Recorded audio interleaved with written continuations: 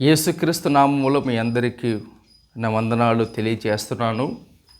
అపోస్తలుల కార్యములు 2వ అధ్యాయము 11వ వచనము. అపోస్తలుల కార్యములు 2వ అధ్యాయము 11వ వచనము.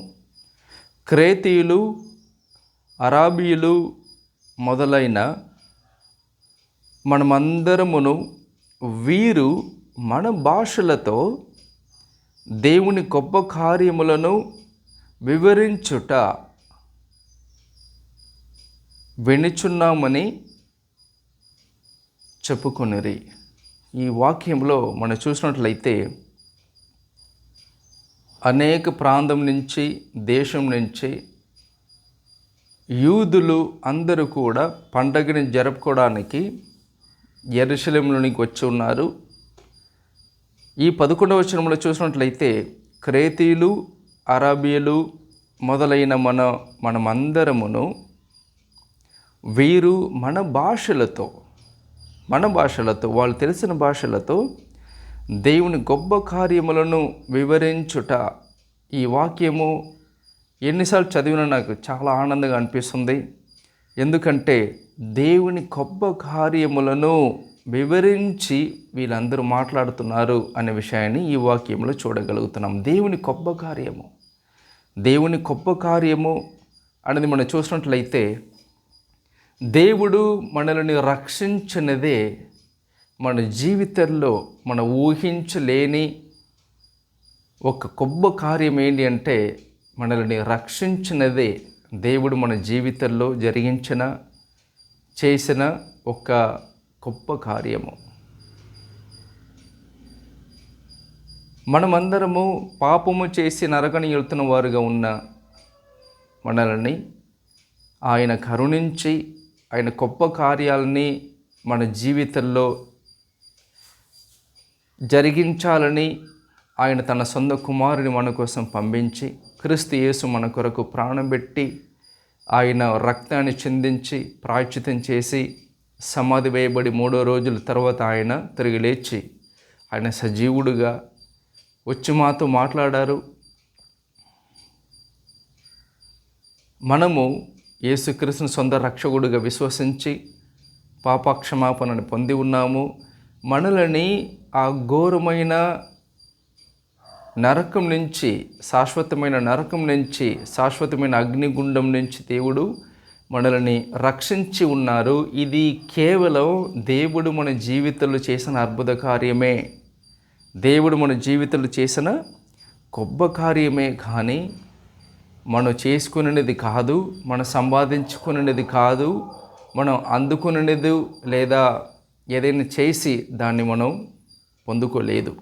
దేవుడు మన జీవితంలో చేసిన గొప్ప కార్యం ఏంటి అంటే మనల్ని రక్షించినది మొట్టమొదటిగా మరీ గొప్ప కార్యముగా ఉంది. అంటే ప్రేమమయుడు, ప్రేమ స్వరూపిగా ఉన్న పరిశుద్ధ దేవుడు పాపం చేసిన మనల్ని జ్ఞాపకం చేసుకొనడమే, మన కోసం రావడం, మరణించడం, ఇదంతా చేసి గొప్ప కార్యాన్ని మన జీవితంలో జరిగించడం అనేది మనం ఊహించడానికి లేదు, దాన్ని మనం పూర్తిగా అర్థం చేసుకోలేము. ఎందుకంటే ఇది దేవుడు చేసిన గొప్ప మేలు లేదా దేవుడు చేసిన గొప్ప కార్యమే. సో ఈ కార్యాన్ని మనం గ్రహించి దాన్ని అర్థం చేసుకొని ప్రతి ఒక్కరితో సువార్త ప్రకటిస్తున్న వారుగా మనం ఉన్నామండి. సువార్త ప్రకటించడం అంటే ఎవరో చెప్తున్న విషయాన్ని మనం విని మననం చేసుకొని లేదా దాన్ని ఒప్పించడం కాదు. దేవుడు గొప్ప కార్యాలను మన జీవితంలో జరిగించి ఉన్నాడు, రక్షించి ఉన్నాడు. ఆ విషయాన్ని ప్రతి ఒక్కరితో మనం చాటి చెప్పడం, మాట్లాడడం, ప్రకటించడం, ఇది దేవుడు మనకు ఇచ్చిన బాధ్యత.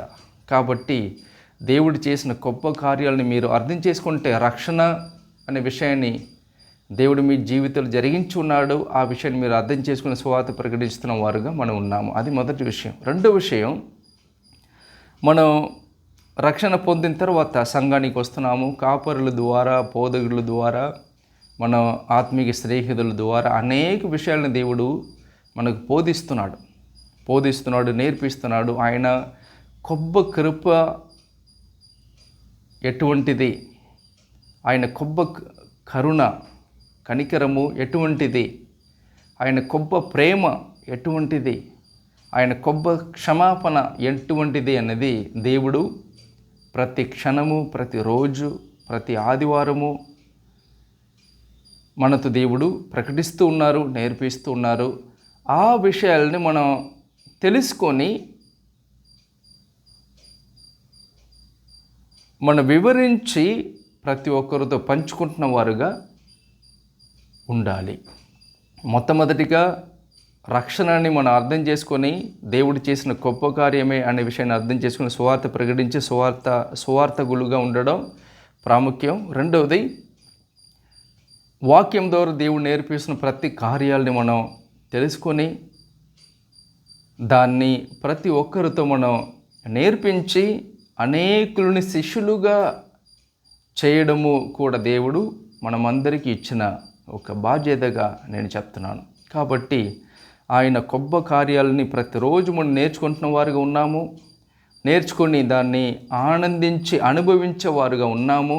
అలాగే ప్రతి ఒక్కరితో మనం చాటి చెప్పుతున్న వారుగా మనం ఉన్నాము. కాబట్టి సువార్తకులుగా మనం ఉంటాము. మరొకటి, అనేకులను మన శిష్యులుగా చేస్తున్న వారుగా మనం ఉంటాము అని చెప్పి ఈ డివోషన్ నేను ముగించుకుంటున్నాను. ఆమేన్.